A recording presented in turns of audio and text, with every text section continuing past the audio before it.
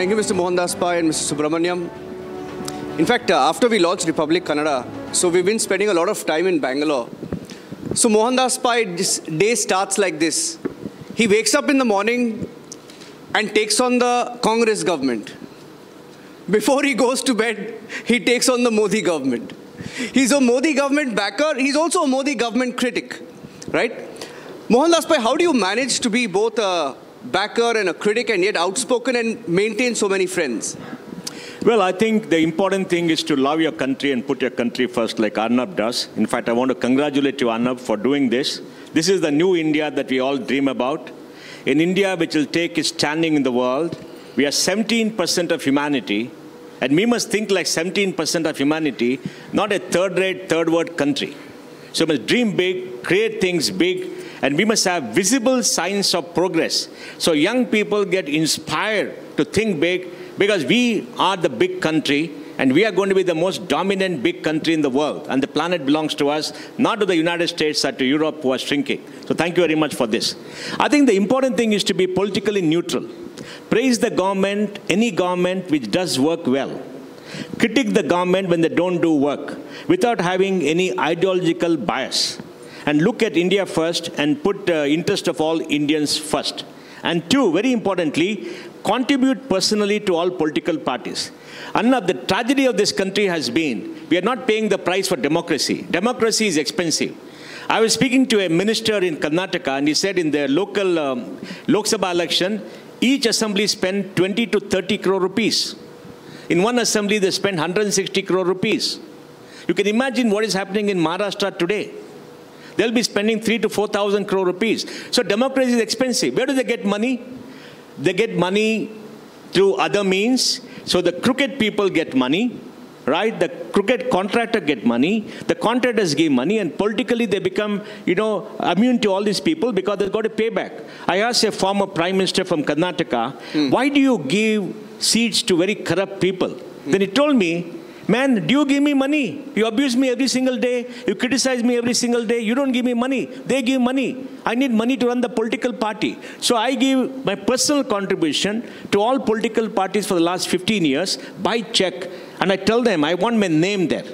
In fact, recently I went to meet a minister in Karnataka. He said, what? You gave money to us? I said, yes. Then one member from Delhi, who's very close to the earlier ancient regime, abused me.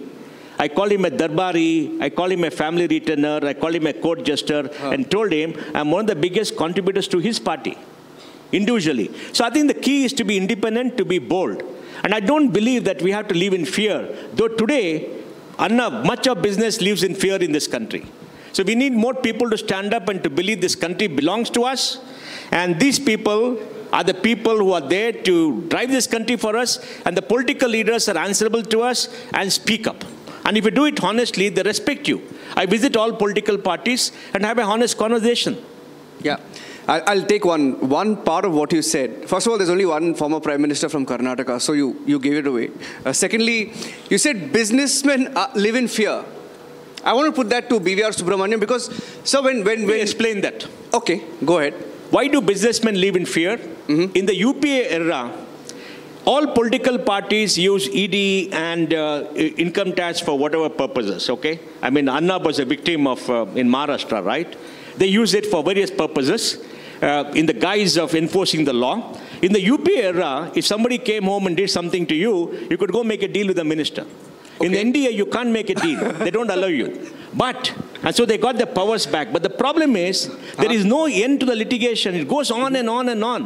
Why can't they file a charge sheet, prosecute people, and close in 3 years? It goes on, and there's rent seeking. I know 3 cases of rent seeking by these agencies. And in fact, I wrote a letter to a very top political leader in Delhi saying that 55,000 high net worth individuals have left this country in the last 10 years.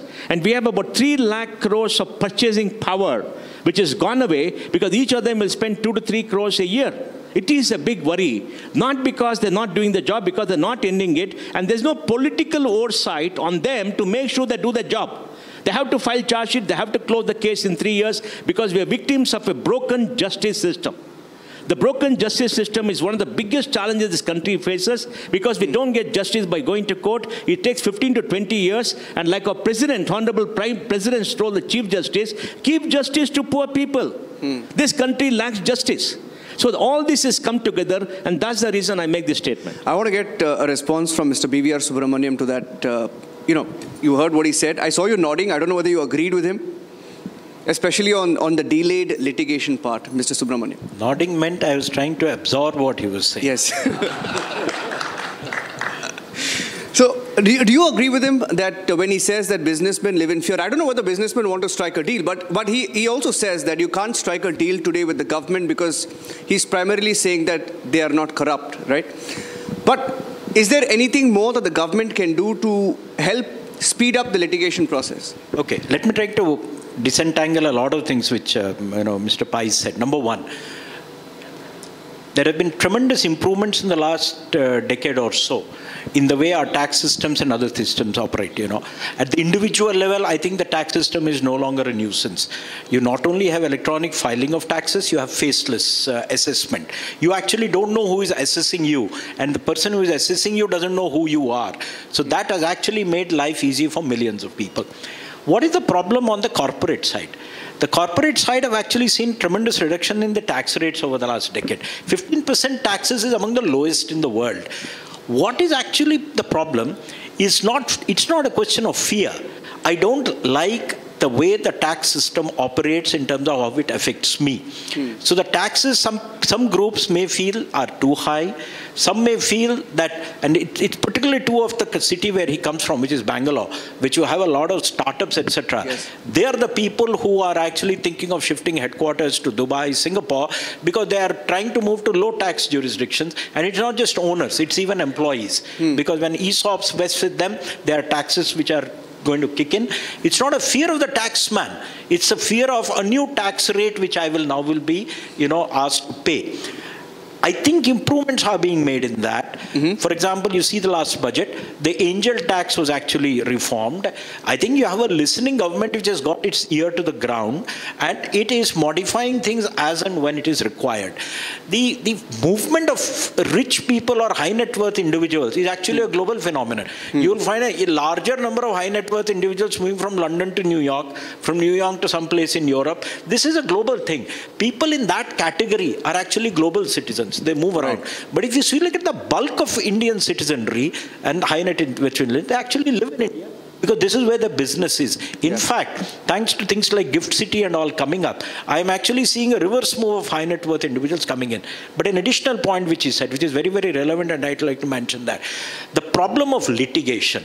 I think the problem of litigation, be in the tax area or in general, I think is going to be a big burden on the country. The slowness of the judicial processes in India, multiple levels of appealing cases which go against you, that is going to be a very big burden. The average time of disposal then drags on for years. Businessmen in particular don't like that. They want quick settlement of cases. Even if I lose the case, I want closure. Correct. I don't want an unending drag. I think with 3 to 4 crore cases pending in our judicial system, income tax and other departments going in for multiple filings, when they don't like to lose a case, so they just keep going up and up. I think we need to have finality. This year there were some changes in the budget. I think they put a sunset clause, 10 years or so beyond which cases will not be appealed, etc. They put floors below which they will not be appealing. But I guess we need to do much more work. But I see that you also have to realize the thinking of a country which was a poor country is going to be different from the thinking of a country which is going to be a rich country. So I think the transformation is on. Tremendous efforts have been made. I think the thinking at the top has changed completely. A lot of it has yet to filter down. Yeah. I saw you violently disagreeing with him in the beginning. I'll give one data because, in 2014, tax disputes were 4,25,000 crores. They gone to 12,30,000 crores in 2024. And is increased despite Jaitley telling us in 2014 and putting in the manifesto, tax terrorism will stop. And this angel tax was such a disaster. We have gone and met several times to tell them. They didn't listen, except this time. And it happened this time, I know this, because the opposition put it into their manifesto. And it happened this time because I know what happens in Delhi. We have gone many times. They amended the law 4 times. I met with the PMO to amend the law. They amended 3 times when I was there meeting them because they wrote the law differently because the bureaucrats. You see, the problem is like this. There is a tax research unit which writes the law. The bureaucrats, their secretaries don't read the entire thing. So they write what they want and they want to control it. Anyway, let's do one thing. If I get you right. No, let's do one thing. Okay. Let's speak about the future. Forget the past. Let's speak about how to grow India to 30 trillion. Let's speak about that. Okay. That's better. Mr. BVR Subrahmanyam, I mean, it was beautiful. I mean, some of the points that you made. You spoke of a young population compared to the global population. You spoke of alternate transport systems that are required in India, right? The vision looks beautiful, but looking at India's political system, the political spectrum, you have governments that will go all out to back you in that vision, and governments that will do everything possible to block that vision. How do you balance that, Mr. Subrahmanyam? I would say that barring 1 or 2 states in India, everybody is aligned with a vision. We have had changes in government in Delhi from 91 till now. Has the economic direction of governments changed? Not at all. One of the things with India is stability in policy.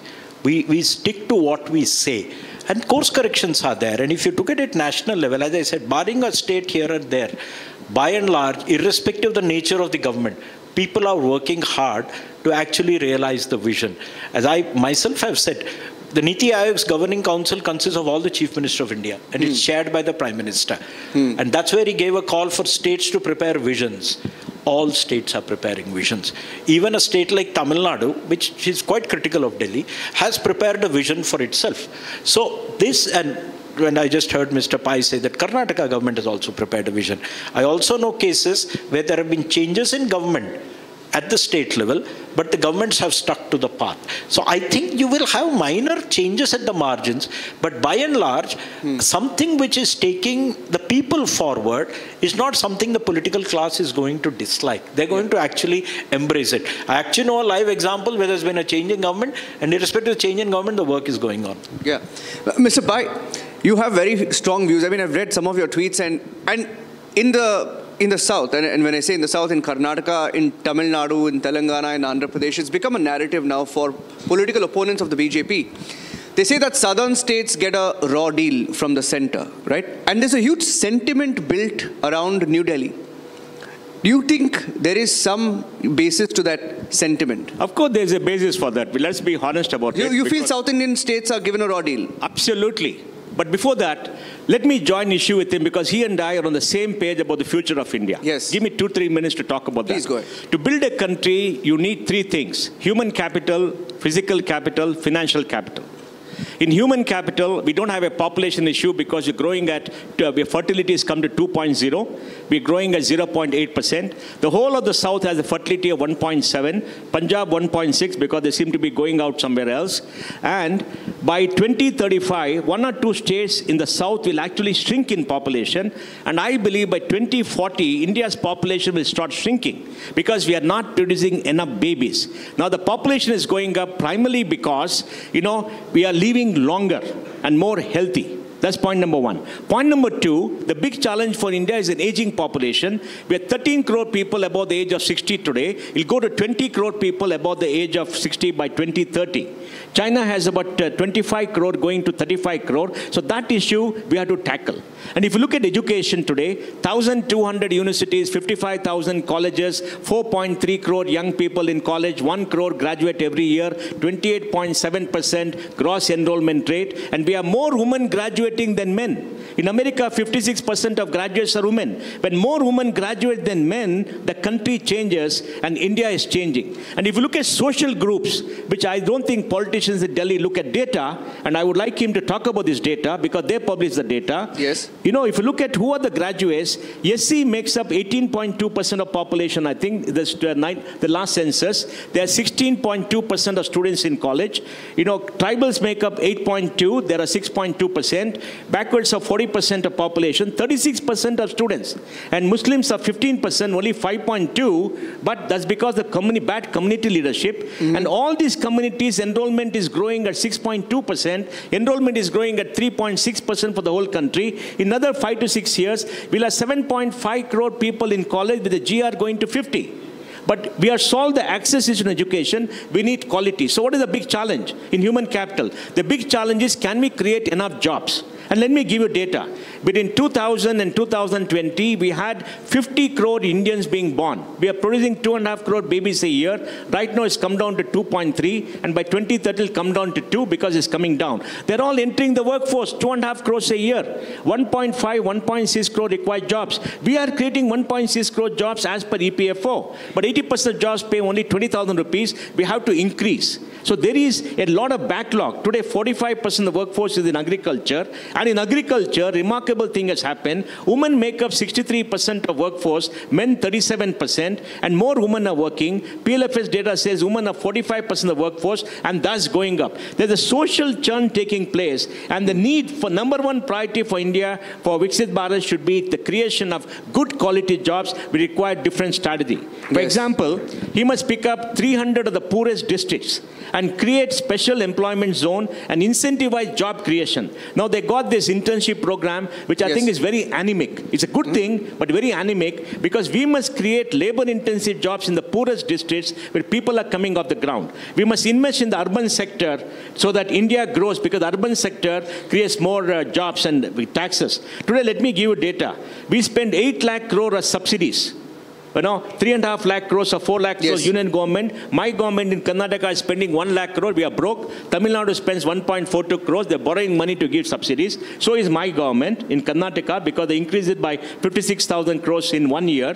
And what we need to do is, we have to spend 50,000 crores on innovation, on the future. We've got to spend 1 lakh, 2 lakh crores more on urban areas to create that. Second, I'll finish quickly. Physical infrastructure, we're doing well. Extremely well. We're building highways, we're building roadways, our ports are becoming world-class, our airlines are going bonkers, and we're getting stuck in traffic. In Bangalore, out of 1.2 crore people, we have 1.1 crore vehicles, 35 lakh cars, and 65 lakh two-wheelers, and no roads. So we got to build public transport. We got to invest hugely in mobility in areas for infrastructure. But one thing that maybe Mr. Subrahmanyam has to do is, why can't we work 3 shifts in infrastructure? Work 3 shifts. Remove all the labor laws for infrastructure projects of national importance. China in Beijing built a 8-lane elevated road of 30 kilometers from the city to the airport in 11 months. Why can't we do it in this country? Because we don't work 24 shifts. So infrastructure is going. Government is spending $250 billion, 22 lakh crores or so, and that's going up. And incidentally, you'll be surprised. We invest $1 trillion a year in capital expenditure in every year. Correct. We are the only 3 countries doing that: the United States, China, and India. $1 trillion. All this bogus news about private sector not investing is bogus, because nobody reads data. National income statistics give the data. So I think we are in very good shape, but we got to do more. The third thing is about financial capital. $4.75 trillion in GDP in stock market. The czar is here. He's creating billionaires every day because they're going public. We are 267 billionaires in 3 years. Because of him, we'll have 500 billionaires. A lot of people, but make sure they stay in this country. They don't run away to Dubai or somewhere else, which he has to do. And we are creating great value. So capital is being available. We are one of the most efficient stock markets in the world. SIP is coming up. We invest $60 to $70 billion a year in the market. That is solved. Banking system is in great shape. SBI this year will make 75,000 crore net income. The 3 top banks will earn 2 lakh crore net income this year, more than the 3 top banks in Japan, who are 5 times their size. So we got a great banking sector, and we got and the debt markets have to improve. So we got about $10 to $11 trillion of financial assets, $1.5 trillion of gold. Now this is the base. Now 4 or 5 things we should do: focus on creating high quality jobs. Incentivize job creation first, not the anemic program that he has got. Because why do you call it anemic? No, it's anemic because, you're giving some internship, pay 5,000, 6,000, not going to work. It's not going to work. You have to have, let us say you pick up these 300 districts. Get all the labor-intensive industries. How do you judge labor-intensive? Look at the top 10 exports of China. $800 billion in electronics, $200 billion in garments. Get them and ask and make sure you incentivize them to locate there with good transportation, good roads, good power, and give them, say, 2,000 rupees a month as incentive for 24 months for getting new jobs. pay their ESI, PF, which they're already doing, and focus on them like you did this aspirational district. Yes. If you focus there, the people coming off the land will come there, and what will happen is the people coming to the cities and who live in the slums will go down, and then we'll pay the true cost of labor. You see, in Delhi, if you don't pay a driver 30,000-40,000 rupees, you are exploiting the person. We have to increase minimum wages in the big cities, create a 25% differential to tier 3 cities, so people have labor-intensive jobs in tier 2 cities. I think that's important. Okay. And next is remove much of the regulations. Okay. Invest in innovation. Have a 50,000 crore fund a year to invest in innovation. They did a 10,000 crore fund in 2015, which you all went and got it done to the Modi government. It worked well. We got about 1,200 AIFs, 7.5 lakh crores of money which is committed, 5 lakh crores, but we need 3 times that. In the last 10 years, America invested $2.34 trillion in venture and innovation. China, 835. We were $150 billion, out of which 85% came from overseas. So we need more investment, public investment, to create high-quality jobs. So I think all these things, last point, the great hope for India is the World Development Report of the World Bank in 2024 said India is one of the countries which will escape what we call the middle income trap. Why? To escape the middle income trap, we need innovation, we need technology. There are 3 great digital powers in the world today: United States, China, and India. And the US is the digital power because of India. India has $220 billion in software exports, 60% of global outsourcing, about 7 million people working in software. America has got 10 million people. Out of the 10 top software service companies, the market value, 5 are Indian. Of the 5, 3 are Indian. Of the 3.2 million employees, the top 10, 2.3 million are Indians. 50% of global hiring outside China in software is Indians. In Bangalore has got more people in software, 25 lakh people than California, which is 15 lakh people. 60,000 IT companies, 20,000 startups, 45 unicorns. And this innovation needs investment, which is not doing. He's not investing enough. He's not investing. Can I get him to respond? No, let him respond. Before that last point, you know, in my state of Karnataka, we have a minister which says IT. Look at the investment he's doing. Sitharaman is investing 56,000 crore in freebies. How much in innovation? 300, 400, 500 crores. There's no money for roads. I know there's no money for roads, there's no money for infrastructure, there's no money for schools. Because we have to invest in R&D, in AI, in quantum computing, in genomics, in many other fronts, in robotics. We have to invest. And those are long gestation. We have to put money there in a big way, and public investment has to come because we have spoiled our R&D. You know, we start this National Research Foundation. It's in Delhi. It will be captured by the leftists very soon, and they'll give money to JNU and all those places which don't do any activity. You have very strong views, Mr. Mohandas. No, we need strong reforms to grow to 9% from 7%. We're not going to go to 9% unless he takes tough decisions. Prime Minister Modi has to take tough decisions next 1 year to make us go to 9%. Liberate us from Delhi. Give us a freedom. We got a freedom back. Liberate us from Delhi. Liberate us from the clutches of Delhi and all the bad regulations. Give us free. Invest in innovation. We will get Viksit Bharat faster than you think. Okay. Mr. Subrahmanyam. No, first of all, you know, with people like him, we will be on the way to Viksit Bharat. I first of all admire the quantity and quality of data that he's reeled out. I mean, I actually have a job for him. I'm looking for a data boss in Niti Aayog who can process data. But things apart, firstly, a couple of things. First of all, I mean, there were a couple of points which I agree with a lot of things, but disagree with some. Number one, the nation India is a contract. It's a contract between regions. It's a contract between people of different classes, communities, that we believe that our future is collective and our future is together. Yes. Therefore, the rich pay for the poor. One region subsidizes another region. Different classes pay for some other classes' benefit. I think that is the social contract of the Indian state. Yes. And so we have to admit that I don't think anybody is being done in. There are constitutional processes which actually come to strike a balance. You have a finance commission which sees that no region is actually left behind. The poorer regions obviously do not raise that much money. Somebody else has to pay for that. And the whole idea is the country can go forward. You can't have a country cannot become Viksit, which if it has deep regional imbalances. Rather than moving people from one part of India to the other, it's better to move money and investment from one part of India to the other. I think that's a larger social contract to the Indian state. Two, I think let me put it the challenges for Viksit Bharat, because that's kind of things where he's drawing attention to, of course, a bit impatiently. Number one is that, what is a our dividend, which is a demographic dividend, can be a challenge or a curse if we do not address it properly. I think that's the sum and substance. While we have people, the people should be equipped to have, competencies which can give them a good livelihood. So that means we need to invest money. And I actually wouldn't care for investment in innovation and all these things. I would say if you want to invest money today, and if you had only 100 rupees where you put it, I'll say education, education, education, and nothing else. You give a guy education, they will last themselves, they will make India Viksit. It's that education which has brought out people like Mr. Pai or people like me to do what we are doing. And I think we all come from very humble backgrounds. The education is what lifts people to that level. We have provided access to universal education. What I think we need to focus is on lifting the quality of education. See that they have basic functional literacy skills. I think so. I think functional literacy and FLN they call it, and numeracy skills. We need to focus on that. 2, we need to see that they are ready for employment.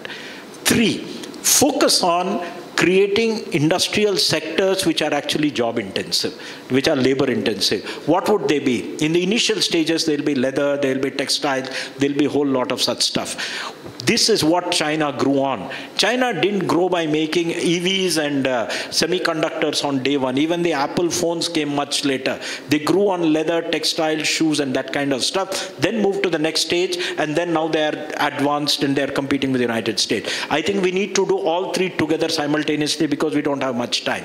Which means we need to make our policies very, very labor friendly, investment friendly for labor intensive industry. Here I'd like to say one point. Bulk of the lifting in Delhi has been done. And when I say Delhi, I actually read Delhi as symbolic of government. When he says liberators from Delhi, what he's actually wanting to articulate is liberators from government. Yes. And I think that's one of the things the Prime Minister has been doing, when he says, maximum governance and minimum government. Liberators from government. What are the government stuff which actually bother you today? Barring income tax and other customs which are at Delhi, everything is at state level. Your land, your labor, your electricity, your water supply, your roads are all with states. If you see India developing differentially across, it's because of quality of state governments. If a state government mucks up, that state doesn't develop. If a state government is able to provide, I know somebody who, Ola, and I asked Bhavish, why are you setting up the factory here and not there? And he said, they understand industry. Yes. Finished. That explains it. Yes. Please understand, when you as an individual go for an investment, who do you face? You don't face Government of India. You face states. You face individuals. So people go to Gujarat because Index B actually takes you where you want to be. You go to Tamil Nadu or you go to Andhra, there is something. You go somewhere else, you go to West Bengal, I don't know which door to knock on. You pull back, So I think the next set of change that has to be there. Again, coming back, what are the things? If you have to invest in, as I said, we are doing a lot on physical capital. We have to do a lot on human capital. Who runs schools in India? It's states. The central government doesn't even run 1% schools in the country. Who runs? He mentioned 1,600 universities. The central government doesn't run 100 universities. Everything is in the states. 97% of students in India, because central universities tend to be very small, they're not affiliating universities. 97% of students in India at college level go to state universities. Yes. So that system has to be improved. I think steps are being taken. Government of India is trying to fund new education policy, all that. I think the nudge is there. Look at the smart things the central government is doing. I think a couple of years ago, particularly during COVID, they started giving a lakh of rupees to states. Additional borrowing, permissible only if you do certain reforms. The whole idea is to nudge them to do the right thing. I think states have figured out. What does NITI do? We produce a large number of indices. We produce an SDG index, trade readiness index, all kinds of stuff. Basically to make states realize how bad they are or how good they are. Because I think the next set of challenges is at state level. There is, if you actually sit down and tick the boxes, what has Delhi not done? Most things have been done in Delhi. As I said, excepting some things related to tax where we need to improve, bulk of the action is in states. You have a very good port, you have a factory, that road of 8 kilometers will be terrible. I don't even want to mention the state. So, you know, that's a big, big disadvantage. Yes. So it's this last mile stuff, that's with state. Who controls public transport in the country? Who runs bus systems in the country? States. If Bangalore traffic is bad, states have not invested in public transport. That's why you have got that. Includes both BJP and so what I mean is, it is states, and that's where. And I think there's a huge education process going on with needed for state political leadership. Right. Take Niti, for example. I'm giving you. We prepared a program called Growth Hubs. Cities as growth hubs. The next driver of growth in India is going to be cities. We have left cities to urban planners and architects. When you talk of a city and you talk of anything, you talk about master plan. Most often violated, not complied with. It will be full of slums where it is written green areas. Why? Because cities are living entities, need to get land prices down. So there are a whole range of stuff. Government is working on that. My only thing is, I like the impatience which is there, but governments have to learn to be patient. Because you need to take everybody along. And taking everybody along is a time-consuming process. Okay, Mr. Pai. Look. Reforming the justice system is a central government issue. Because one, invest in justice system, give money to have more lower courts, more judges, subsidize them, because states are not going to do it. I ask a chief minister. Solution. If you put more judges and more courts, if you think things are going to be faster, no. You would need to change the mentality of the judicial system, not to give adjournments. You see the speed with cases are decided in London. I mean, 5 or 6 sittings a case is decided. In 3 months, you get a decision. So it's a cultural issue. It's not an investment of money issue. No. You actually need to change the way judges work at the bottom. You know, have you seen the number of cases actually a United States judge handles on the Supreme Court 7 cases in a year, no more.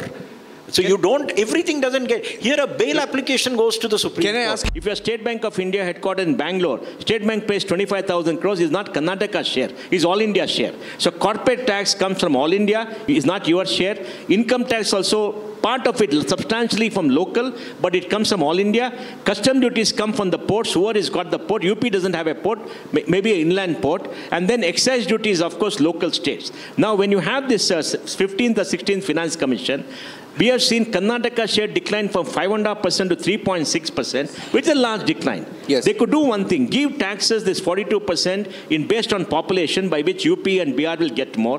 For Bihar, give 50% more per capita. UP give 25% more per capita based on his sustainability model. Because he has prepared a fantastic sustainability model and say, invest in human capital, come out with some norms so you meet this criticism. See, today, the big challenge in India is we're going to have delimitation. When delimitation happens, the South is going to lose its seats. Yes. 1971, the southern state, including Maharashtra, with 30% of population. Today, we are about 22%. We're going to lose our seats. UP is going to become powerful. Bihar is going to become powerful. We don't want to be ruled by more people from North India in the South. We have a problem, please. Because, you know, they impose language. They do all kind of things. All talk is there. So there is anger. There is frustration. You've got to handle that. Maybe in the Rajya Sabha, don't increase the seats. So that the US, you have a balance between seats. So we've got to tackle this issue sympathetically by an open dialogue. And I think South has a real grievance. Okay. I'm shifting focus a little bit towards the RCEP. When you speak of Viksit Bharat, I mean, you can't avoid China, right? China is a threat. There was a huge debate around RCEP around the time when Modi became the Prime Minister. When Mr. Modi came in, there was a pause on it. And I heard your statements recently where you are for RCEP. There is a view that India could once again become the dumping ground. Has something changed in the last few weeks or months, Mr. Subrahmanyam? Very clear. You should see the video clip. I said we can't join NAFTA. We are not in North America. We can't join EU. We can't join RCEP because there is a China there. We can join CPTPP, which is RCEP without China. That is exactly what I said. Somebody picked it up and said, I have said join RCEP and CPTPP. Pairs of shoes all go to Nike. It's a Taiwanese company, it's an SCZ near Tiruvannamalai, Cheyyur. And I asked the guy, why have you put it in an SCZ? Because there are no tax benefits in an SCZ now. You don't get income tax or corporate tax. He said, Saab, मेरा container Chennai में उतरता है, कोई खोलता नहीं, सीधा यहाँ आता है, मैं खोलता हूँ, सामान बनाता हूँ, वापस अंदर रखता हूँ, it goes out. So what is he avoiding? He's avoiding his container being opened at Chennai port, that's all. It comes straight into his factory, he packs something and it goes out. I mean, please understand that these frictional barriers are a huge hindrance to trade. Do you think India can be a Viksit Bharat without 25 to 30% of its GDP traded? We should be exporting about, about 8 to 9 trillion dollars and importing about 8 to 9 trillion dollars. That's how manufacturing happens globally. It's no longer the old manufacturing that I buy raw material, make a finished product and send it.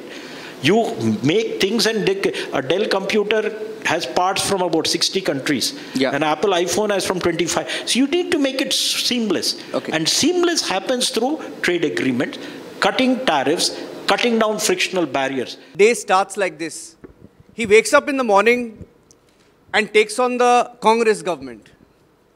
Before he goes to bed, he takes on the Modi government. He's a Modi government backer. He's also a Modi government critic, right? Mohandas Pai, how do you manage to be both a backer and a critic and yet outspoken and maintain so many friends? Well, I think the important thing is to love your country and put your country first, like Arnab does. In fact, I want to congratulate you, Arnab, for doing this. This is the new India that we all dream about. An India which will take its standing in the world. We are 17% of humanity, and we must think like 17% of humanity, not a third-rate, third-world country. So we must dream big, create things big, and we must have visible signs of progress. So young people get inspired to think big, because we are the big country, and we are going to be the most dominant big country in the world. And the planet belongs to us, not to the United States or to Europe, who are shrinking. So thank you very much for this.